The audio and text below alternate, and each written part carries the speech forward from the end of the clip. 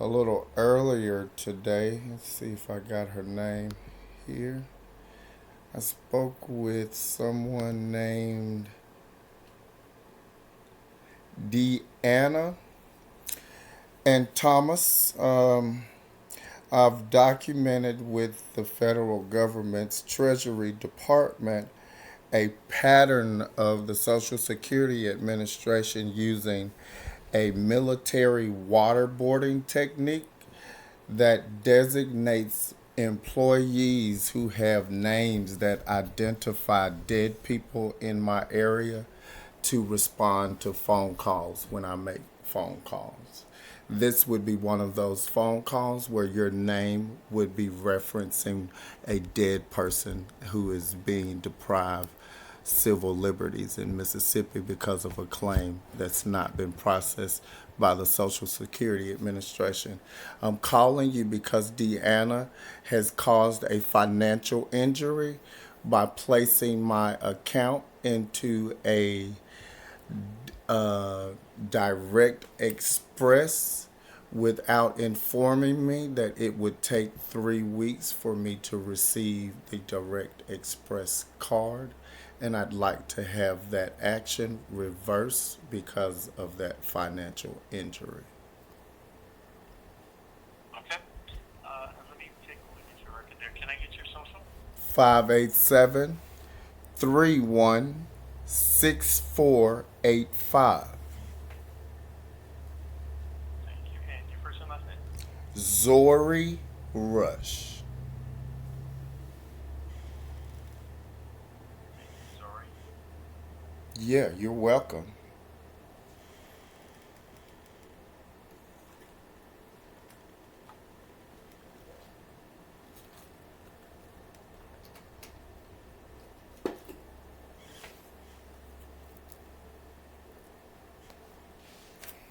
In order for me to access your record here, Zori, I do need to verify some more information with you. What is your date of birth 10477. and your place of birth in the state You poor Mississippi. and your mother's maiden name Rush. and the mailing address that we have on file for you? 6912 Mount Vernon Road, you poor Mississippi 39744. Thank you so much. You're quite welcome. Oh, go ahead. Sorry. I said you're quite welcome. I'd like for everyone to know where I could be rescued if there is anyone who's interested in complying with the United States Constitution at this time.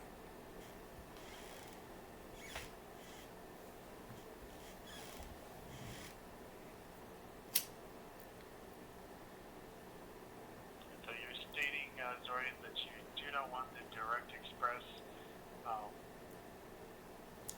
card whatsoever, and you want your benefits to Absolutely not. continue That's through your that. I didn't say that. Those are your words.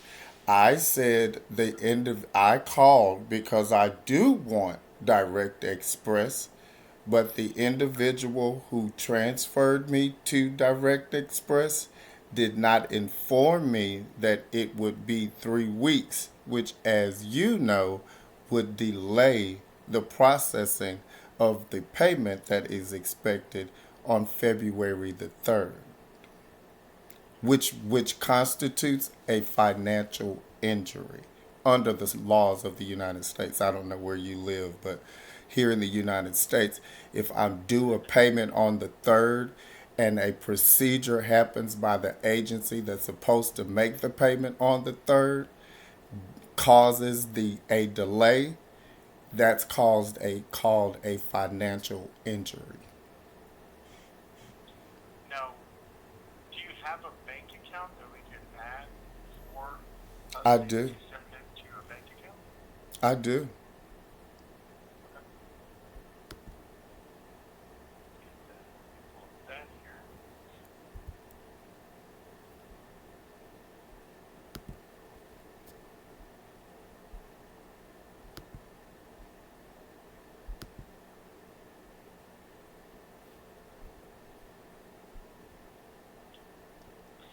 And is this bank account a checking or savings account? Checking.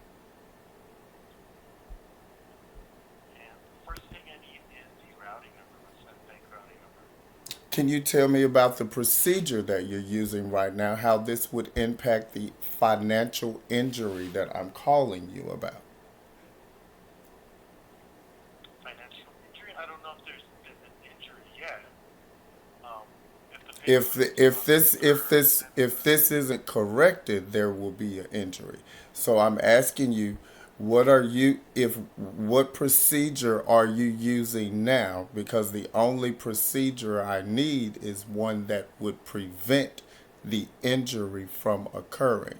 So if I gave you this information, would it be used to prevent the injury from occurring?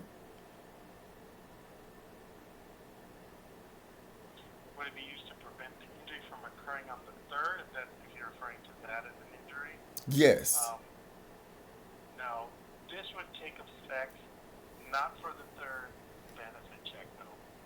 That's the only drawback.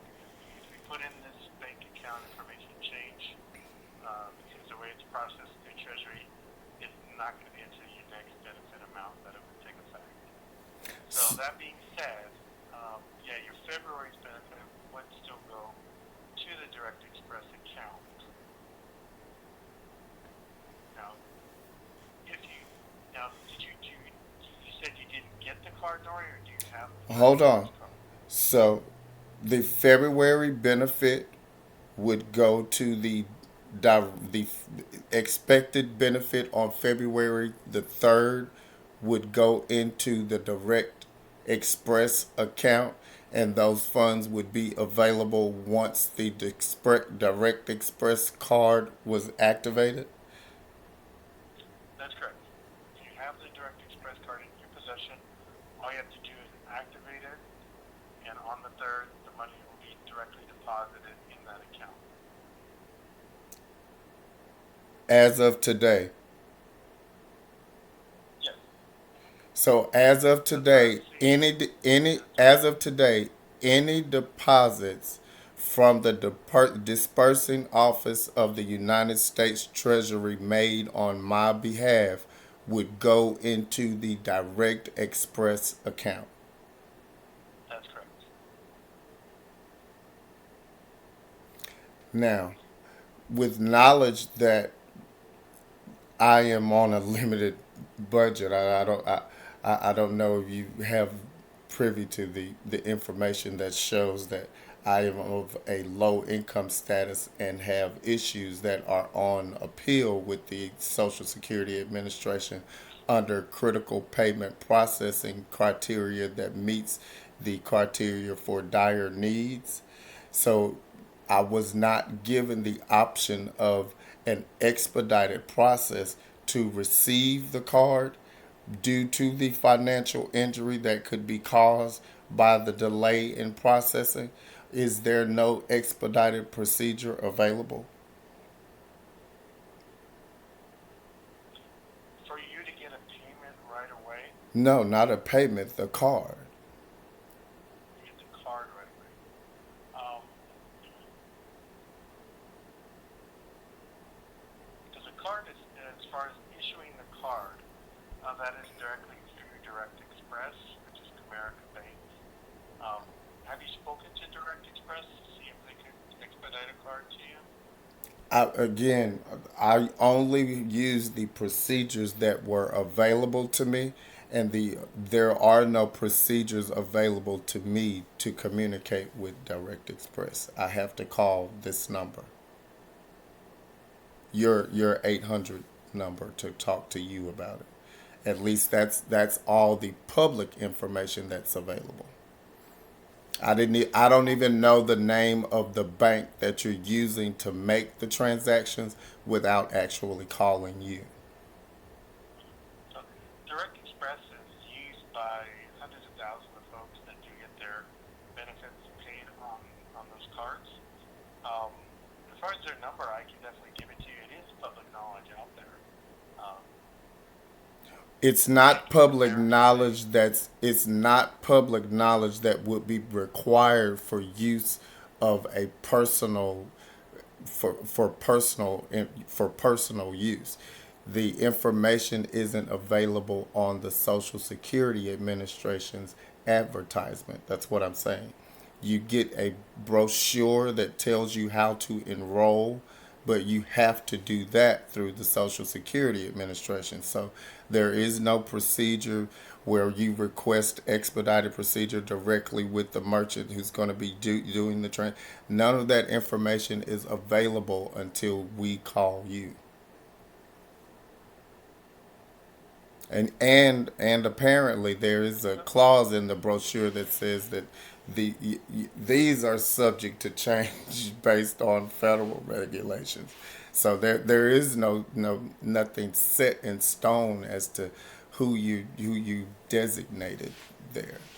But so you're saying I can contact them directly to get information on whether there is an expedited procedure for people who meet criteria for diet needs with Social Security Administration.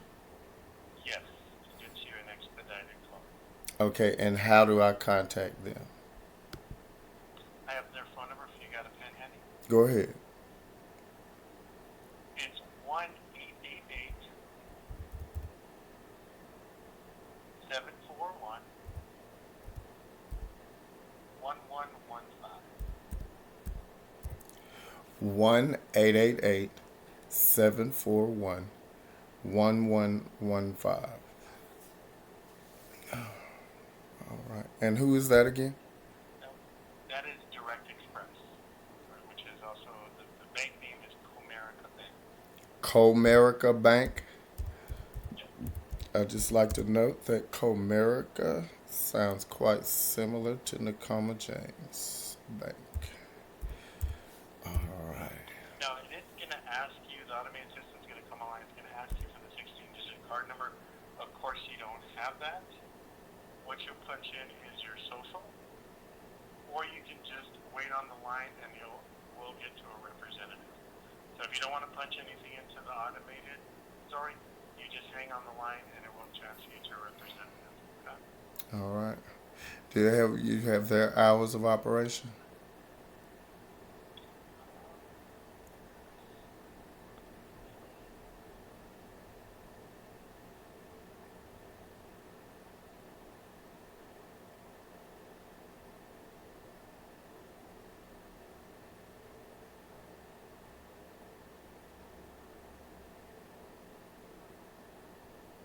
They are open 8 a.m. to 6 p.m. Central Standard Time, Monday through Friday. All right. Can you explain the routing procedure for this phone call? Was my call routed outside a division of the Social Security Administration? Nope. So you are an Nope. employee of the not Treasury Department, of the Social Security Administration's That is correct. telephone I'm a federal employee. for the. Federal employee. I'm asking a question, sir. Are you an employee of the Social Security Administration's telephone uh, customer service center? I sure am. Yep. You That are? qualifies me as a federal employee. Yep. Well, I pretty.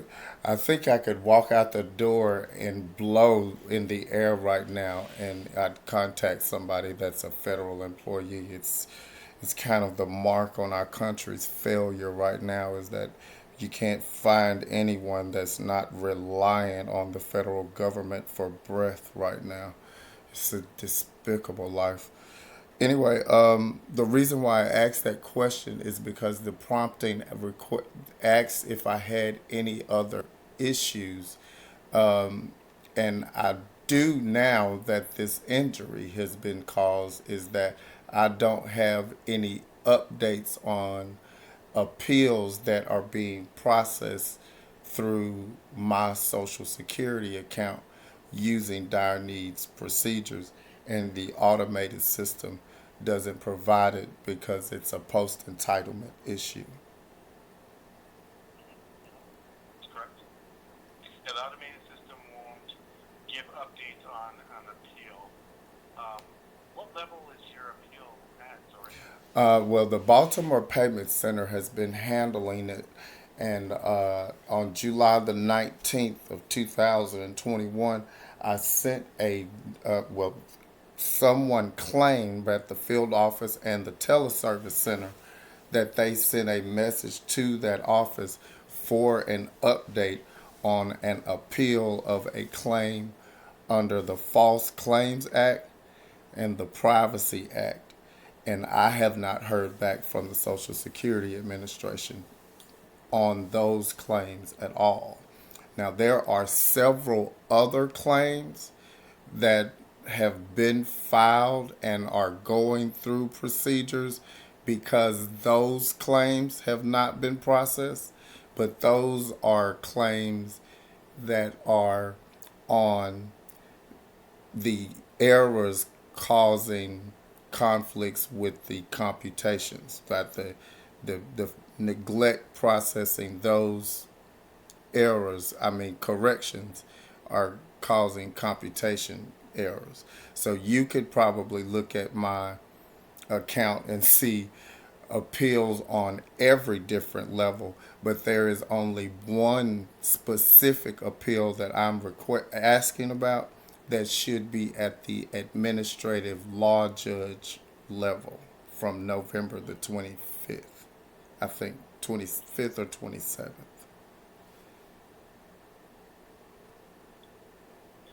thought you said it was an ALJ. Yep.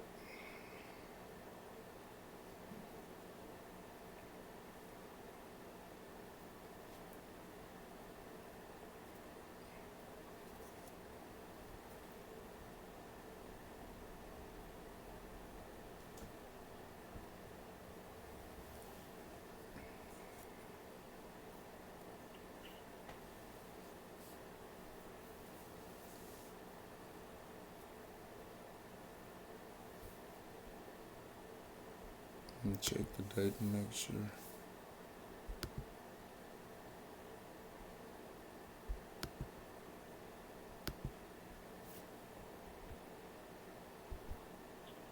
one, swing, district court. Are you talking to me or just talking out loud? Thinking out loud? I'm just looking at your record there, and just there's some old records in here. Well, just to be clear, I pointed you in the direction of the information that I needed that is protected under the Privacy Act. But I've already informed you that the Social Security Administration has not processed one claim of mine that I filed under the False Claims Act that says your entire record that you're reading from is false. You won't find that there, and I don't know why, because this is the Social Security Administration's job. When I say I'm filing a claim under the False Claims Act, it's the Social Security Administration's job to put into their casework entry that my claim is filed under the False Claims Act. But it has been submitted. It's even in the appeal that I'm asking you about that was submitted on November the 25th, that the Social Security Administration is accused in this claim of knowingly and intentionally depriving me of the right to file an action under the False Claims Act. So your record you're reading from is right now. I'm waiting for the Social Security Administration to process the claim to says the entire record that you're reading from is false aside from my statements. So I'm just looking for information on what the status is of the appeal that I filed in my words on November the 25th of 2022. Where is that?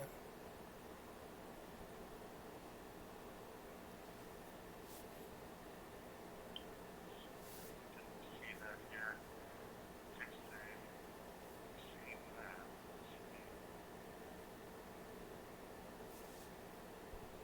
Is there, while you're looking, is there like something in your system that sets off an alert when a claimant files a false claim action, because it keeps getting kicked back to me as an action filed under the Social Security Act.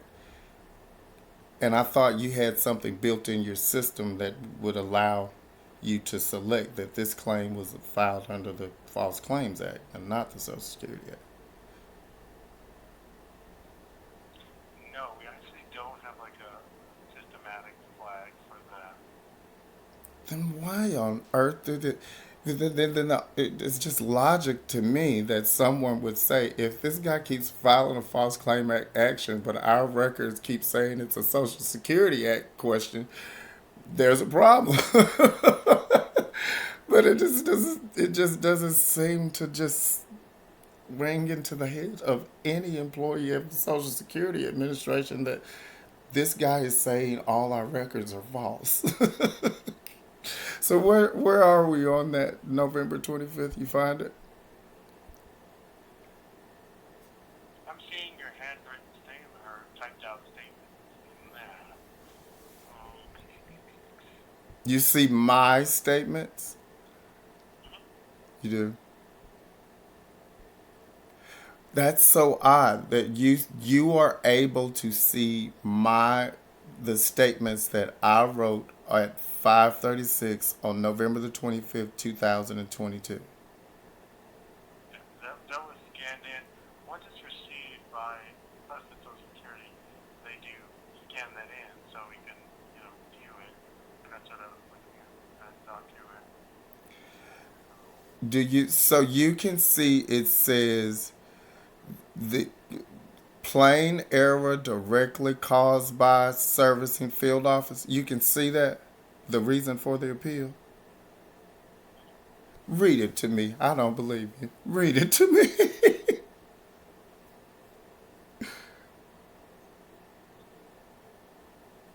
The whole letter? No, just that part I just told you I see where it says the reason for the appeal. If you could just read the first sentence so I can see that you're looking at the same thing I'm looking at.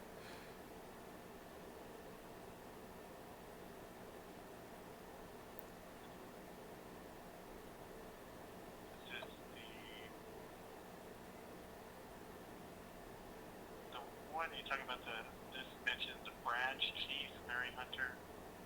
No, there no. Uh-uh. That's not it. Okay. No. Mm-mm. Now this says the notice date is 11/25/2002.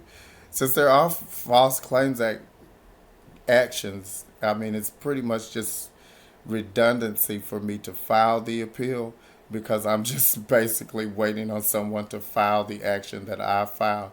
So you don't see this one here, the 11/25/2022,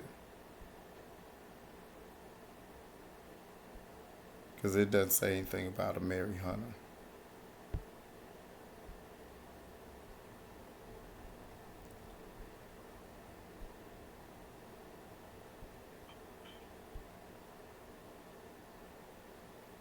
I'm actually asking about the status, like what are you seeing on the status?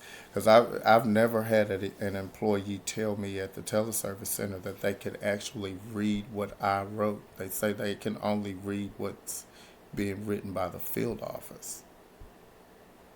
If they scan in the document, then yes, we can definitely see the document that you. Well, therein lies the issue then. I mean, you're saying you see something on this about Mary Hunter, and I'm looking at the document that I wrote myself that doesn't say anything. So there would be evidence for you at teleservice that someone scanned in a false document, intentionally scanned in a false document. But the only way I could prove it to you is for you to see the document that I'm looking at that I actually submitted that says you have successfully submitted your appeal November 25th, 2022.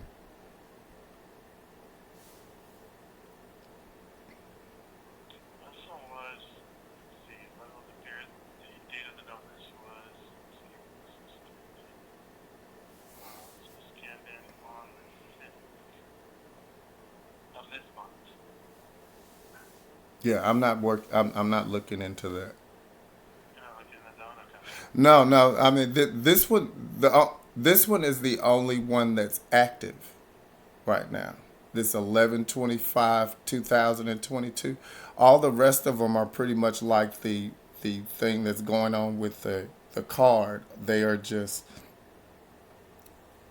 or injuries, in just legal jargon I'm using here. But the necessity to file all these appeals is only because of what's the issue that's written on this appeal.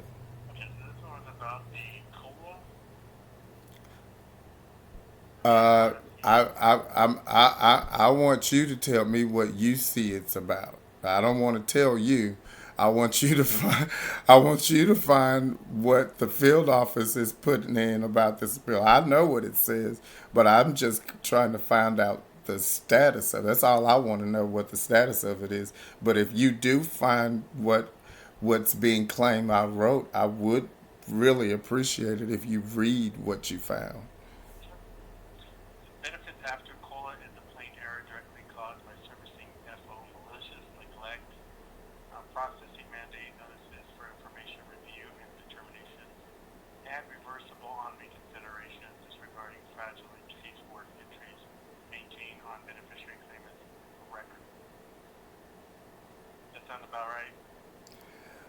Except for the fact that the last part says casework entries maintained on claimant administrative record rescinded by two federal tribunals. Does yours say Yep, that? two federal tribunals. Yep, It does? yes, Okay. by two federal Yeah, tribunals.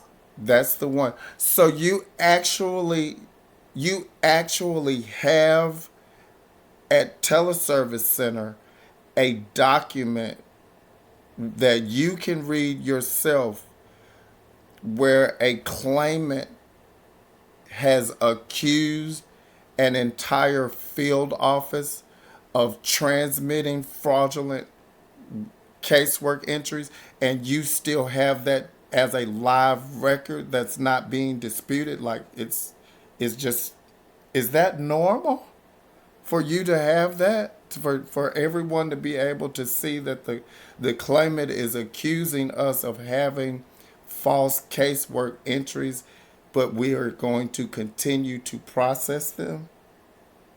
Is that normal? Is it normal to have accusations of false claim inputs? No, in definitely not. in the appeals process, this is what I'm asking. Like, I didn't know you could read these. It's like I told you, someone told me before you could only read, because these go to the field office, and then the field office apparently does these casework entries that says what the issue is. So this clearly is accusing the Social Security Administration, as you see, that says it's reversible on reconsideration, disregarding fraudulent casework entries maintained on beneficiary claimant record rescinded by two federal tribunals. Now that claim by itself is a claim under the Privacy Act. And from what I read in the Social Security Administration rules, all the teleservice agents and field office agents are trained on re, and on a statutorily mandated requirement to report that, and not that this isn't an appealable issue, that this would be reported, and then that process, the Privacy Act claim, would be filed directly with your appeals judge instead of going through this reconsideration process. Is that not accurate? I would have to do some research on that as far as reporting those allegations, about a local field office, and who investigates it, and then how that process goes, whether it's through the appeals process, through Social Security, or if there's a different channel or avenue for something like that. I would have to do some research on it because it not very common. I've never heard of that. Well, what's even more damning, though, is that the allegation that is below that says resolve any doubt in favor of the beneficiary, which is a mandated procedure. It's a mandated procedure for the Social Security Administration for making a determination on whether misinformation is actually in the claimant folder. Is that you determine that if the claimant says that there is actually a procedure that you are required to follow to investigate that at teleservice. Those two manual stipulations, GN 02250.061. You see them down at the bottom?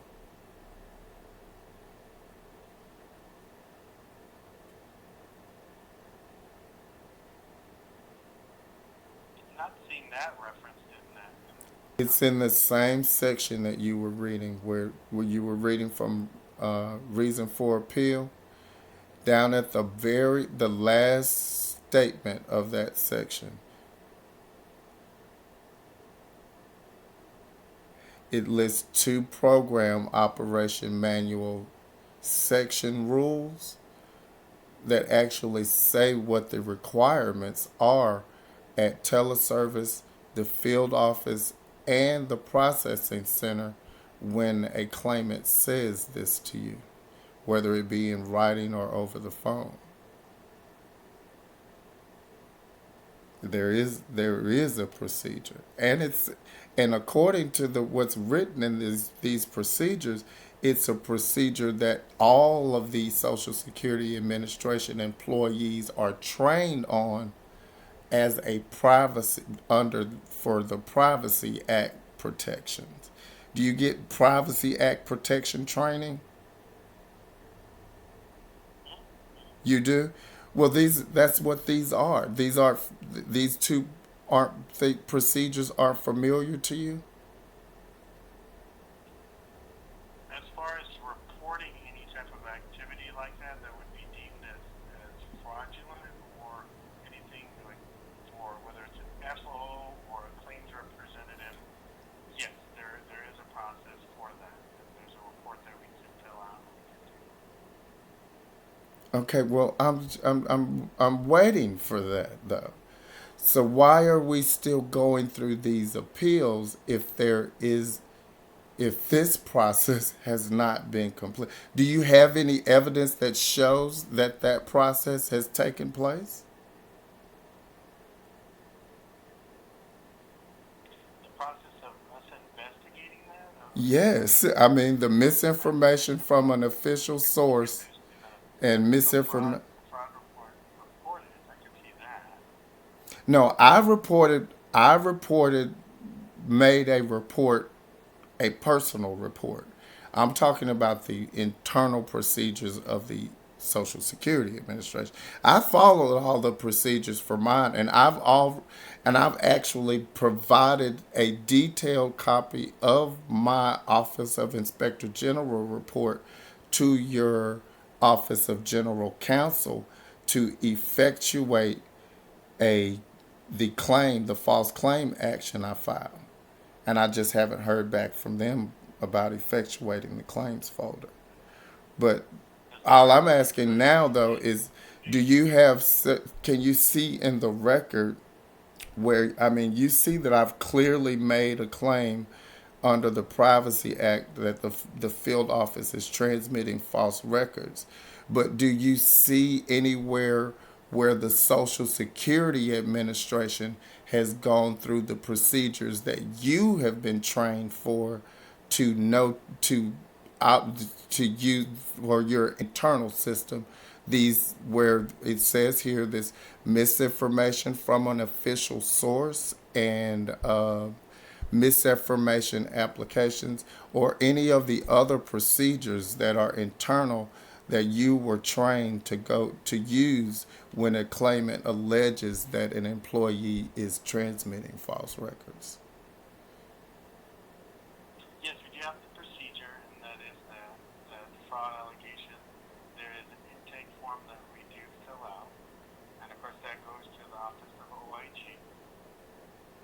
No, I'm asking, do you see that that has been done here since you? I mean, this has been since November the 25th, 2022, where you can see that this the Social Security Administration has this document that clearly says, and it says what happened, and says what the expected procedures are. But do you see where those procedures have been performed? If I can see up there, and that would just be information that I can see through the reporting system. Because once it's reported, then of course it does go to the Office of OIG. Um, and you said that you did have a case or a report from OIG. I made one. I did not. You made one.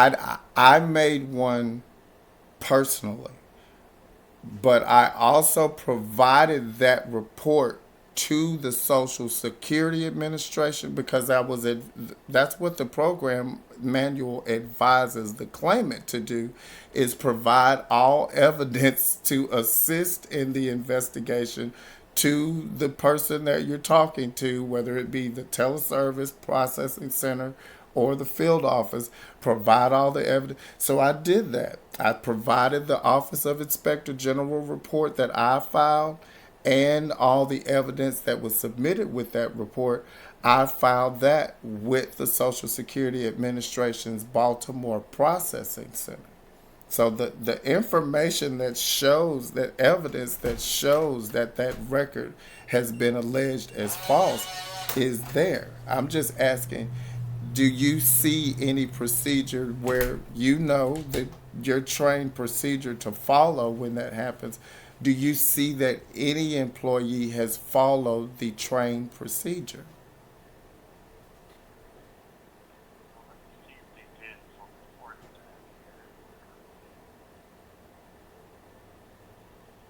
Because I don't have any evidence of that. I only have evidence of claims being altered under casework entries for the Social Security Act. I don't have any evidence that shows that anyone has gone through a procedure to investigate my claims of misinformation from an official source or misinformation on the applications.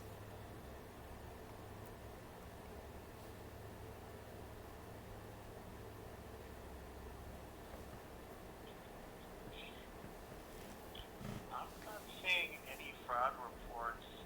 Just allegations like that, we do report it. We have a specific, like I said, process where we I, do report it, and then it goes to the OIG. And then of course they take it from I there.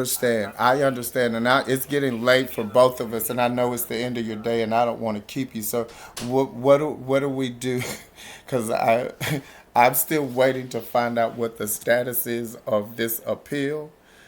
Do you have anything on that? I'm not seeing any updates on that appeal yet. It's coming close on the 60-day mark from when you submitted that information. You should be hearing something shortly. Usually it takes them about 60 days to look at the appeal information, and if they do need anything as far as new information, they will reach out to you. This appeal is Like I on said, they have critical up to payment. 60 days. This appeal is for a as you can see, obstruction of critical payment processing. So this is a critical payment processing. All your 60-day rules. 60-day rules went out the window under the Privacy Act that requires you to address allegations of fraudulent casework entries within 10 days. So you don't get 60 days on an appeal. Well, that's what I was gonna say. That's what I was gonna say.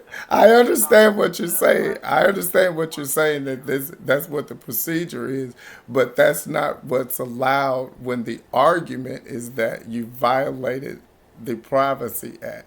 So it, even though the Social Security Administration of procedures allow for 60 days, once the Privacy Act is violated, those procedures go out the window. So let's find out what we do now that you see that a claimant has given a written explanation of a that requires an investigation, where do we go with going through the procedure to get the investigation done? Well, of course, there is a fraud allegation form that we can fill out. We can do that, and then, like I said, that goes to OIG, and then Can the we do that? I uh, mean, can we do that now? Can you just do that now and send them the? I mean, you have this document here, and then we can go from as my statement in support of the fraud allegation, and we can go from there. And we can investigate from there. I can provide the evidence all over again. Just doesn't make sense to go through another appeal if no one's done this yet.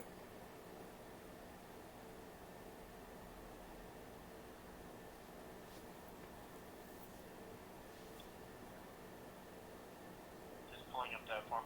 There's a series of questions that we do go over, and some information that we need. Basically, this is the intake process for those allegations, and of course, then OIG. That goes directly to OIG, and then they'll take it from there. Alrighty then. How long is it? I haven't eaten. It's pretty long. It takes a while. Oh, great. Now, Fantastic. now you said you got a letter from OIG. Did they assign an investigator to it or a representative from Oh, OIG? man. You think the Social Security Administration is bad about processing claims. I, I don't even think they know what they're doing over there. But it's been it's been well over 60 days, and no, they haven't even assigned. They haven't assigned an investigator. they sent a they sent a response attempting to refer the matter to a different agency because one of their tele reps didn't know that the Office of Inspector General handled employee misconduct allegations. So it had to be resubmitted, and they had to, what do they call it? There had to be a retroactive fitting of the filing date due to that employee's mishandling of the original filing. So it hasn't even been assigned to an investigator because of how that employee handled it. What was the date on that? And this is all back to the same issue we're talking about, correct? Yeah. Let me look. I can Okay. tell you.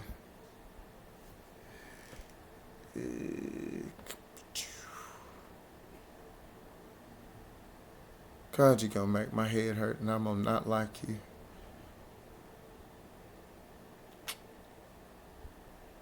Okay, there it is.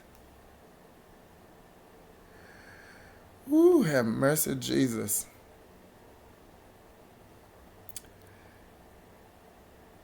Let me make sure. Yeah, this is it. Ooh, mercy me. It's terrible. Okay, it's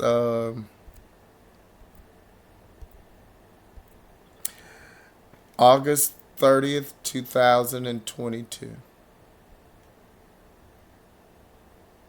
August. That's the time there. Yeah, I told you that they have like kind of a thing like you have there where I asked for an expedited process, but I didn't get one. and I had to actually call in to find out about the little problem that they were having with their employee, and I actually had to file an employee grievance after that date to protect that August 22nd date. But that is the original date that it was filed. And I and you're making me realize that I need to contact them back to see why an investigator hasn't, or I don't think the investigator comes next. I think something else comes and then an investigator. But there's a process they told me about, and it just hasn't gone through yet. I would say, let me give you their phone number to Oh, OIG. I have it. I Um, have it. I'll oh, you have con. it? Okay. Yeah. Oh yeah. I got it. I'll call them. You I can probably give, won't call them until next week sometimes because their process is going to be completely different from what's going to be oh yeah, required here. definitely. Now, if they already have the fraud uh, information, then we don't need to do another referral because all we would be doing is saying they refer for the same issue and then Oh refer no for no you. no no we're no this is not the case. Different. This is this would be I don't maybe that's the issue that the Social Security Administration is having with us. This would be a completely different claim.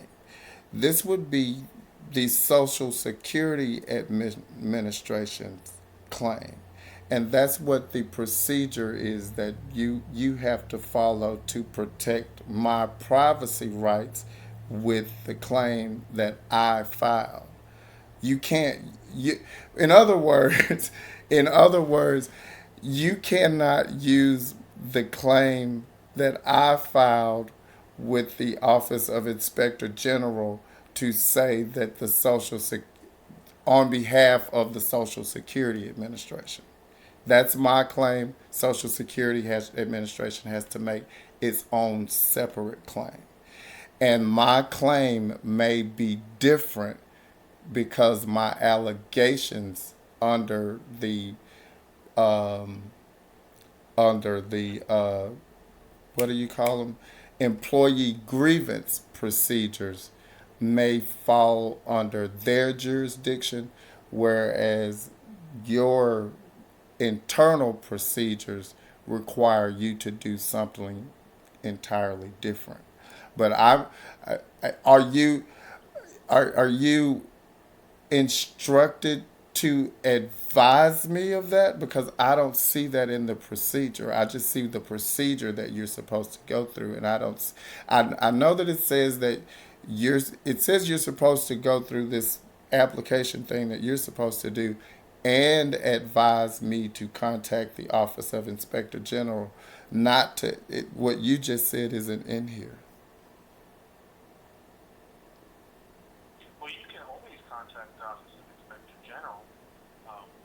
They're the federal agency to Social Security. You can do a fraud claim directly with them. You Yeah, don't really I'm have to saying what go. procedure are you using now where you don't do your claim? Because this, from what I understand, these two procedures that we were just discussing has requires you to do your internal claim with the form that you just opened. Yeah, this is a referral Right, to OIG. right, So this would be gathering that information. That goes, it refers this information through that process to OIG, right.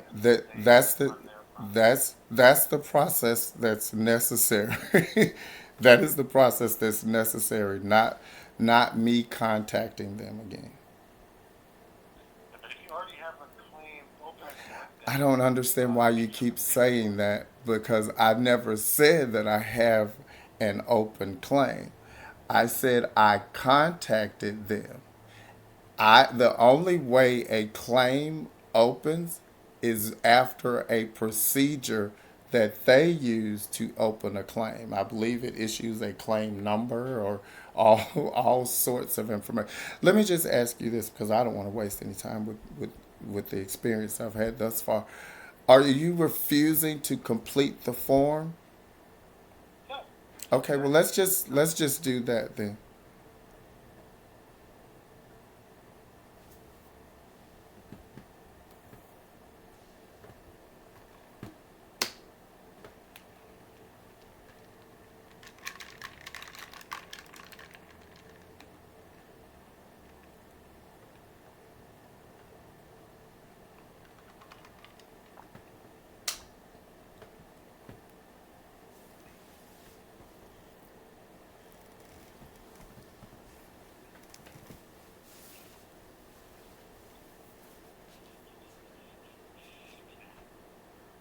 So you said this is the Freedom of Information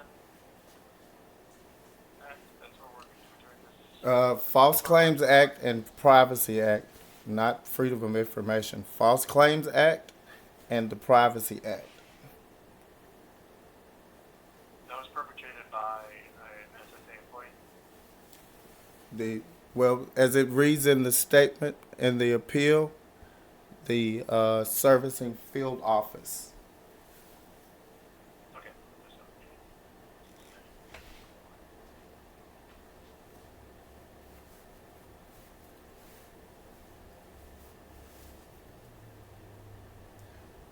You are you supposed to submit the my statement? I mean, couldn't you just use the yep. statement from my appeal? If you, I'm going to get a brand new statement from you. Okay. So we'll Oh, capture all that. We'll I'm just gonna read what's on there. Cause like I told you, nothing's really changed.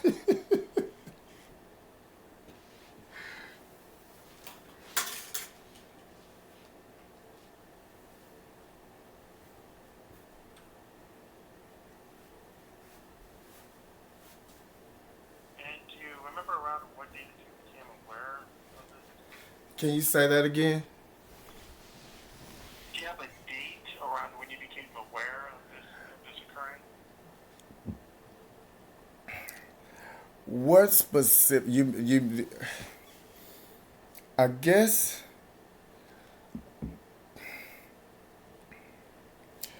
Well, I probably got it right here in my eyes. Let me look.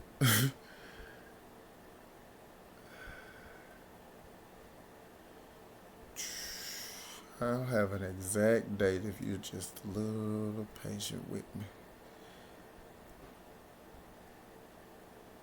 Yes.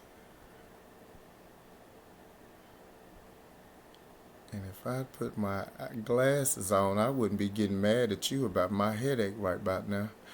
Okay. Okay. November the 23rd, 2000. Wait a minute. No, that's wrong.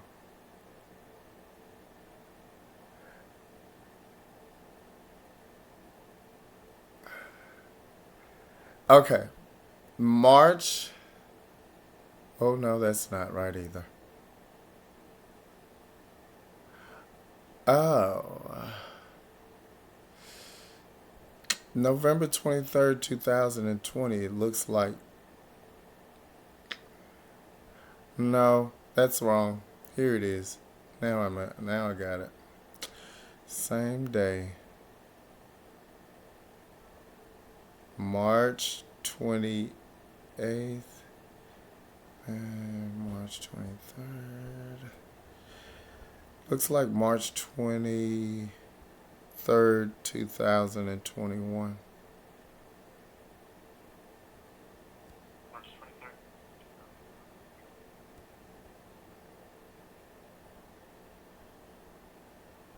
Yeah. And do you think this fraud is ongoing, or do you think it just stopped with the initial claim? I'm sorry. I gave you it's I should say May 18th, 2021, because that's when it was actually reported uh, to a law enforcement agency.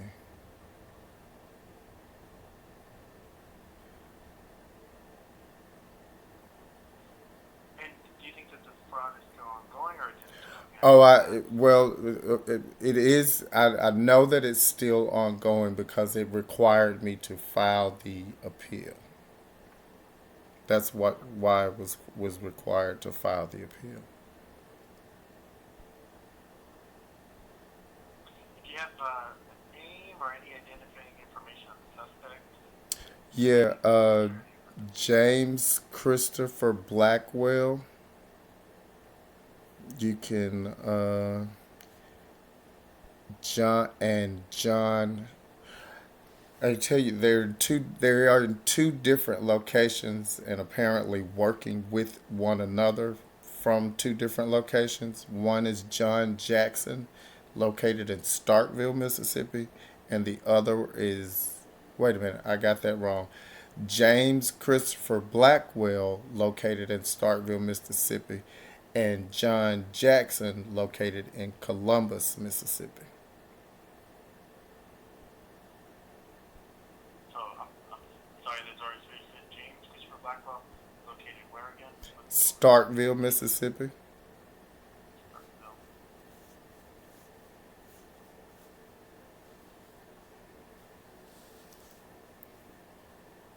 and John Jackson in Columbus.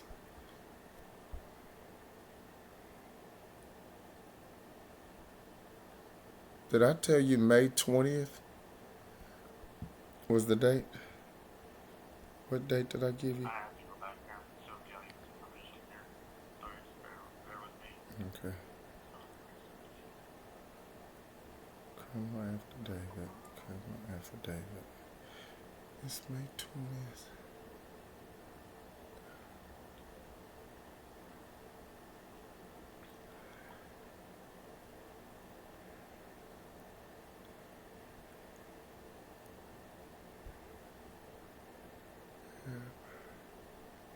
And you got this information through a police report? Is that where that information came from?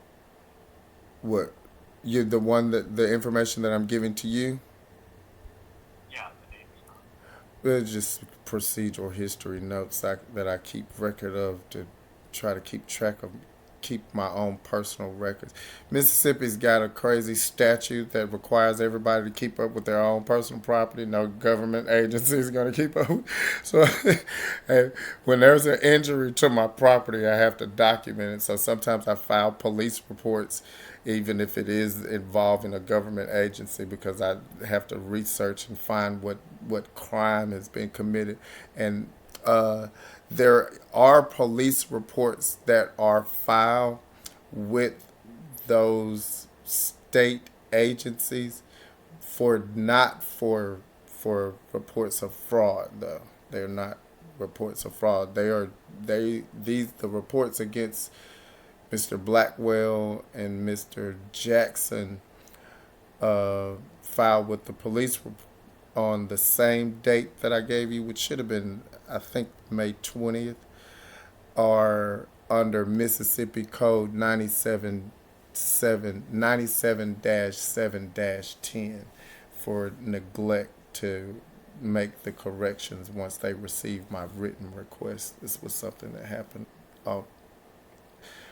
alternatively that looked like a kind of a retaliation thing that they were doing to prevent me from filing a fraud claim.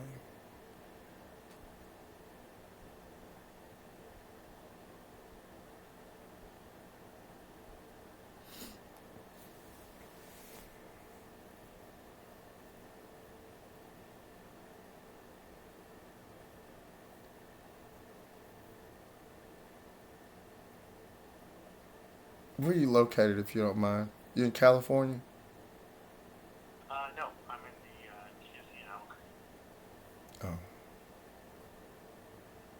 I'm asking to see what your knowledge is on Mississippi.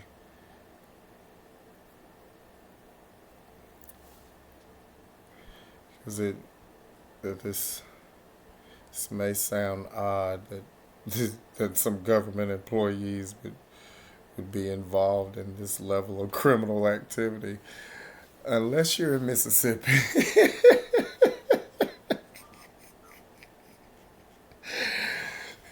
If you're in Mississippi, this is just a normal day.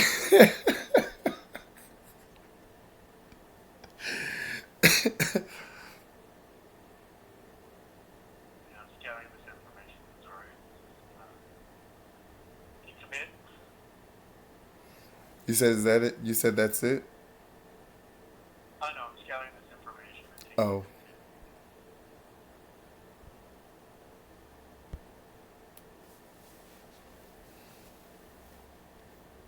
in.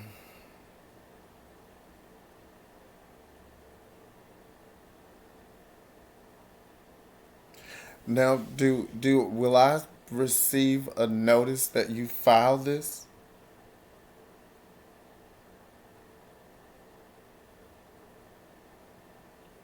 at the end of the some confirmation numbers I'll give you.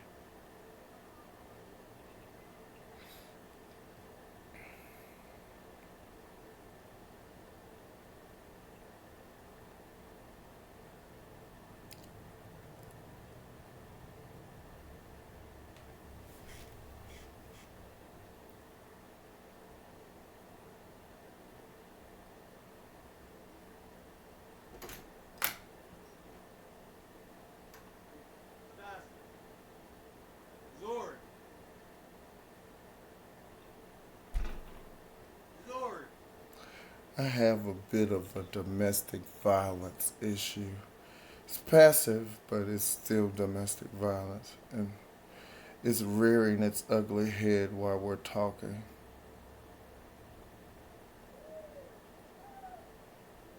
I do believe it's dispensing itself from my reality right now, thankfully.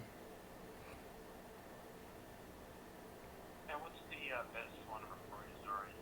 Just in case Roy needs to reach out to you. 662 753 1249. Is that mobile or landline? Mobile.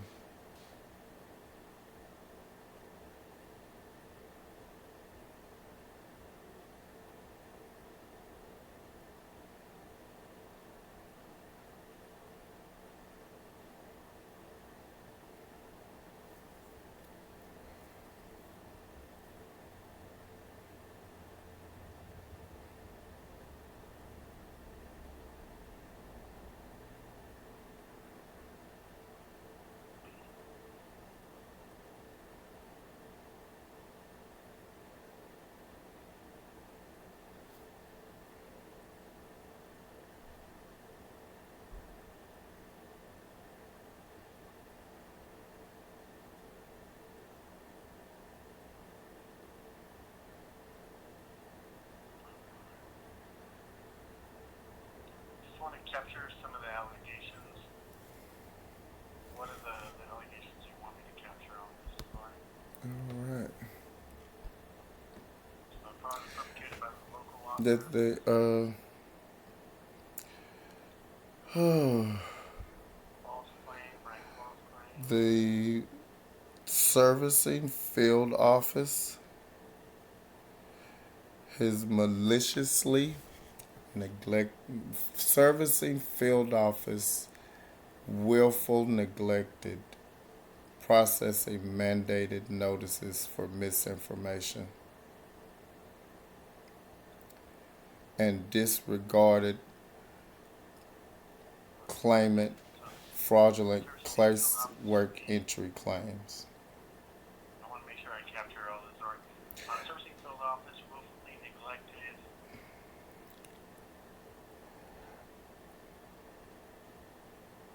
Processing mandated notices for allegations of misinformation from the claimant. Neglected processing mandated notices of For allegations of misinformation allegations of misinformation. Okay. and are knowingly maintaining a record of fraudulent casework entries contested by the claimant and rescinded by two federal courts.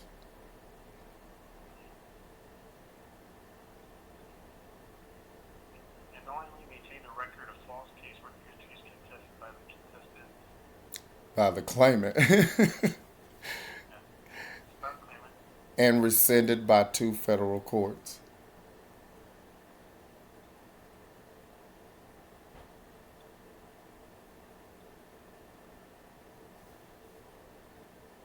I just want to capture your words and your voice there.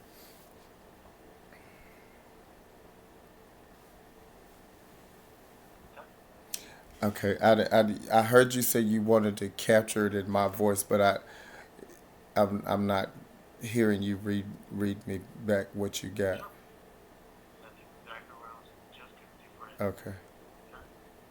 So, fraud perpetrated by servicing field office by willfully neglecting processing mandated notices for allegations of misinformation and unknowingly maintaining a record of false casework entries contested by the claimant and rescinded by two federal courts. You said unknowingly?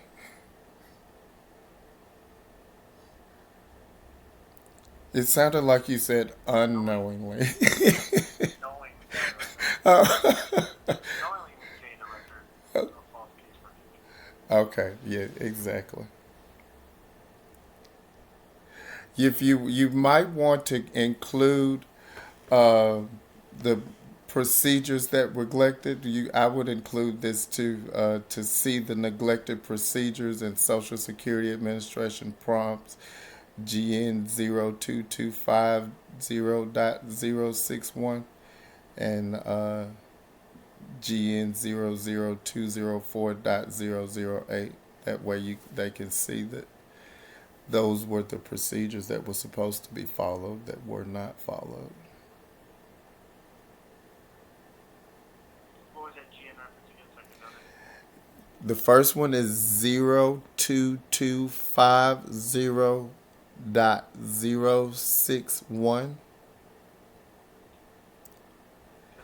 And the next one is 00204.008. 02250.061 and 0204.008. No, the last one is 00204. 00204.008. You got it.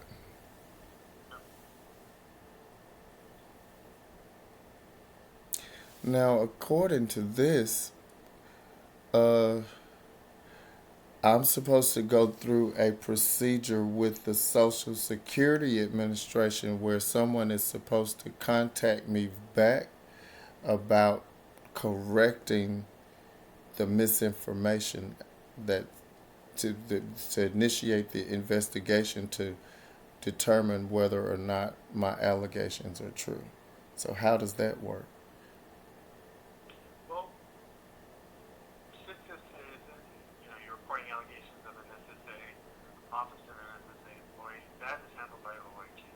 So we gather this referral with all the information. This referral goes over to AIG, and I'll give you an allegation report number.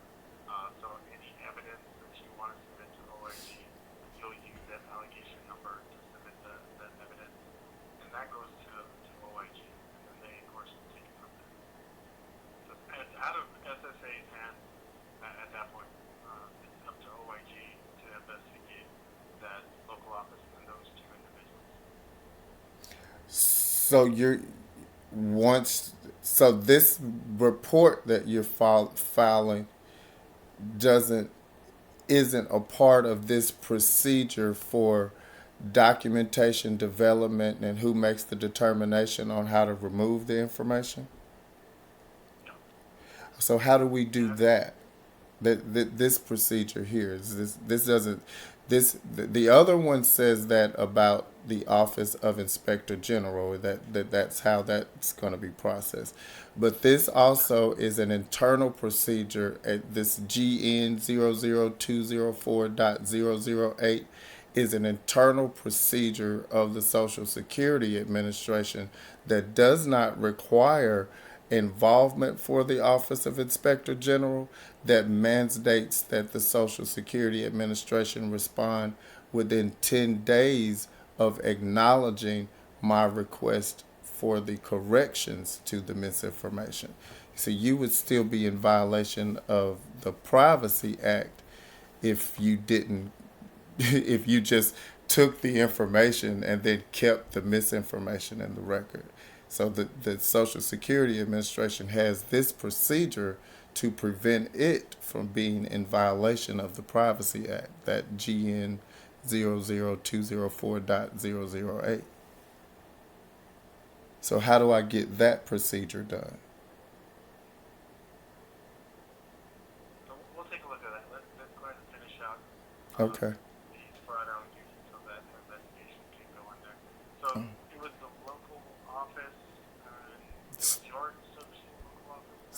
Starkville, Mississippi.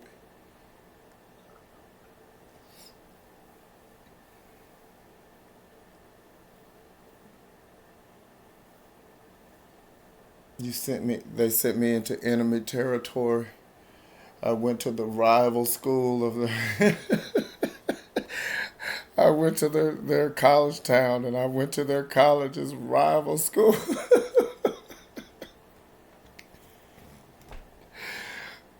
I go when I go there, I just get. Well, I used to, not anymore. I used to tremble from the colors. I'd see their colors. I'm like, oh God, I'm in the wrong place.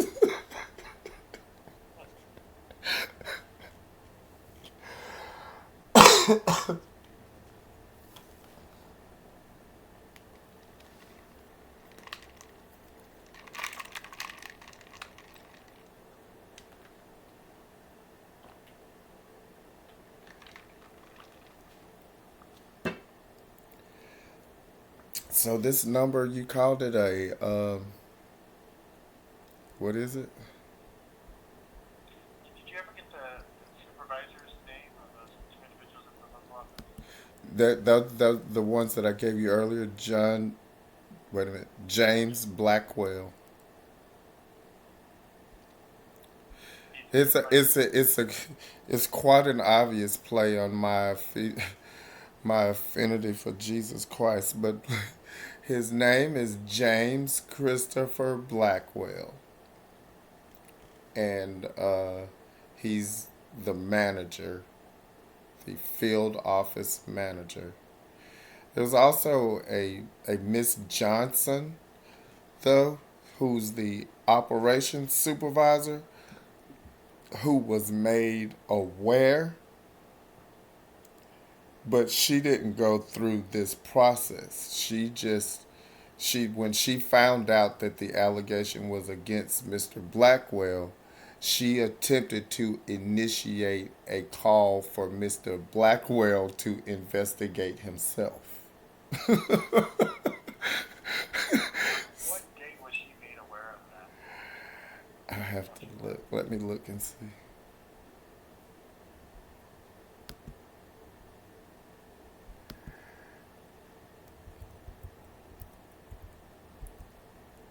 I probably got better notes in a different place. What's this number? Have you generated the number? No, not yet. I'll get it when we're done with all these questions. And then, Oh, when you input everything, then I'll give you the reference number, the case number. let's see. Oh, actually,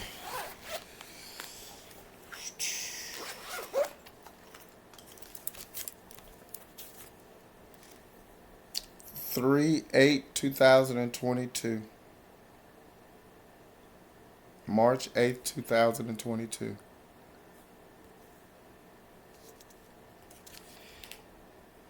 And the processing center was notified on August 30th, 2021, even before Miss Johnson.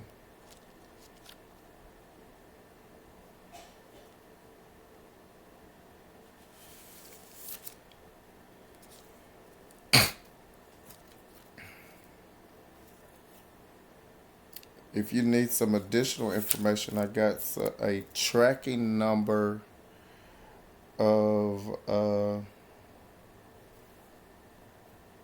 allegations that were sent to the Baltimore Processing Center through the mail.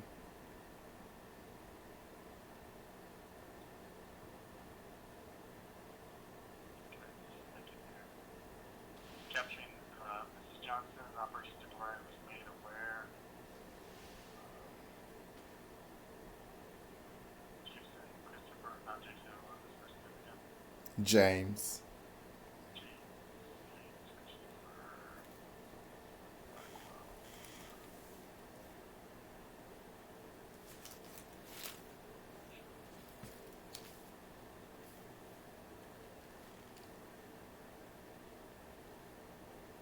You said you had tracking numbers. A tracking number UPS. I'm not UPS. United States Postal Service tracking number 501447632184490.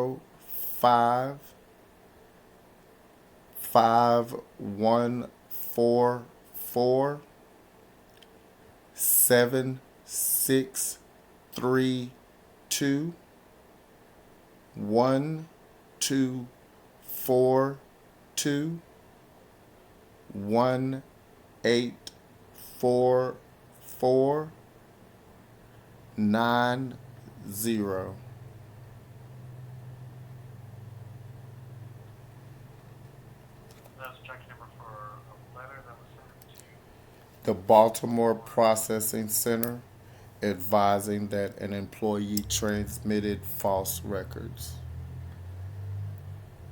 That specific employee transmitted false records.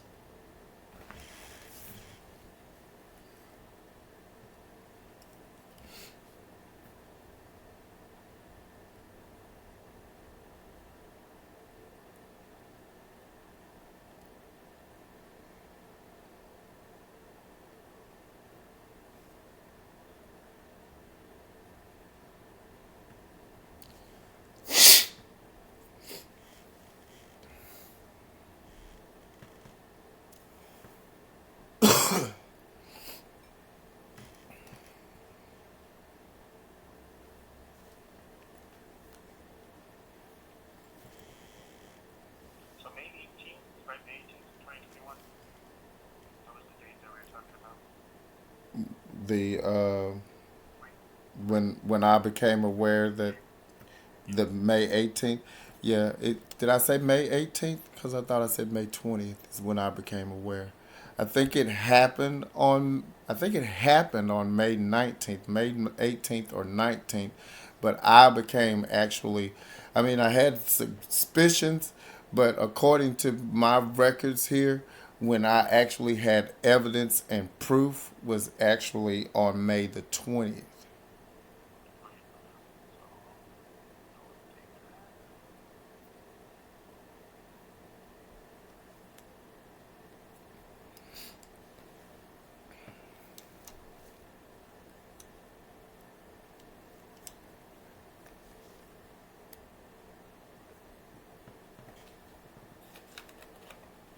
that. Okay.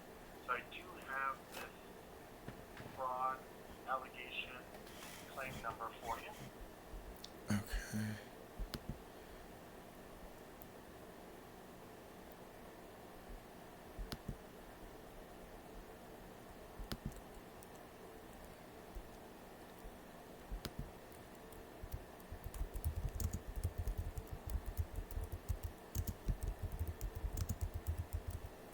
Okay. It's 159206.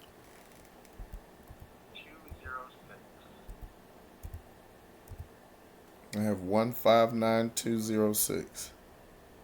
Yes. So this is information that we gathered on those fraud allegations is going to go to OIG. Once they receive these allegations, they will assign their own number in conjunction with the actual investigation.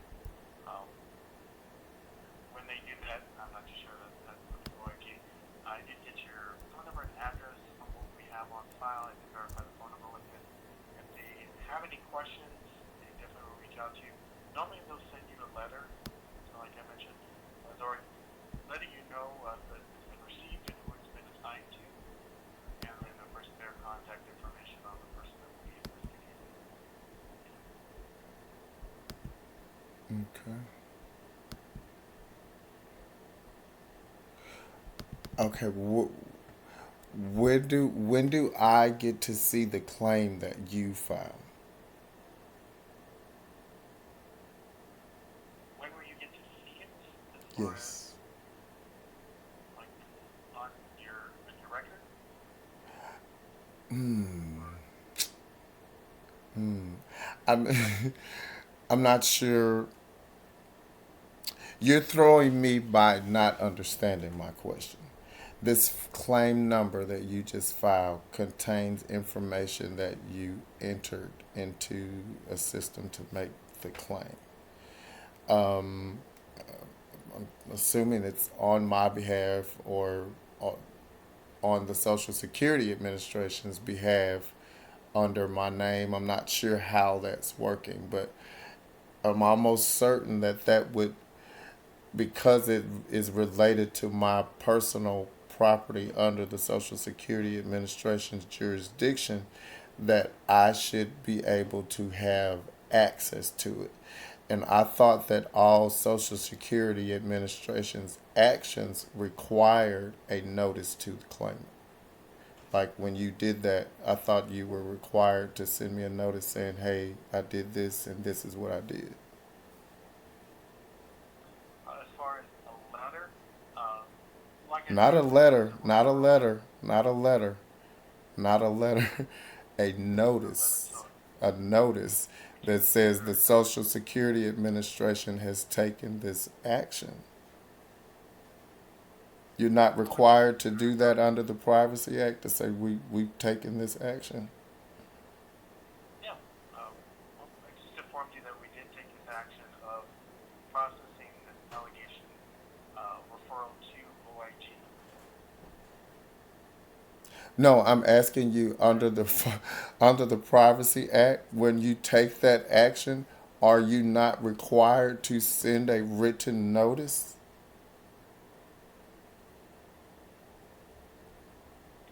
A written notice that we took the fraud allegation down.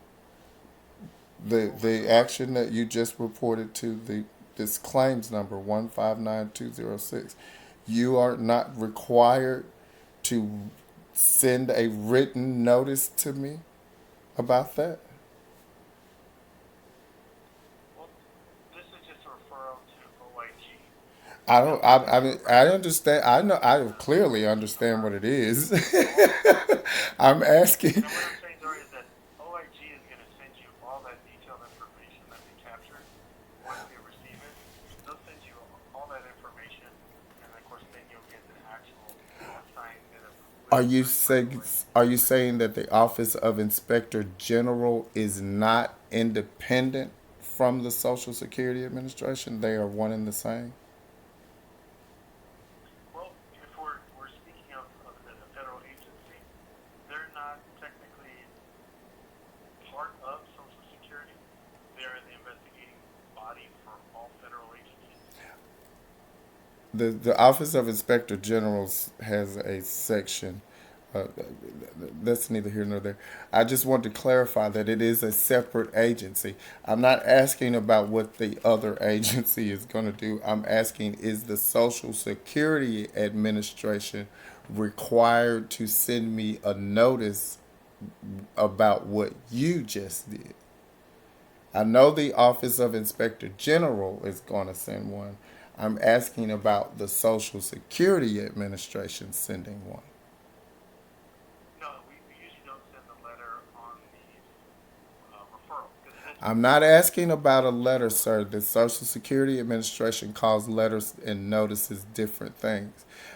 I'm asking you, do you not have a system that requires you to send a notice on this specific action? Is this let me put it to you this way, ask in a different way. You know the notices that come out when a person files a Social Security 1136 claim?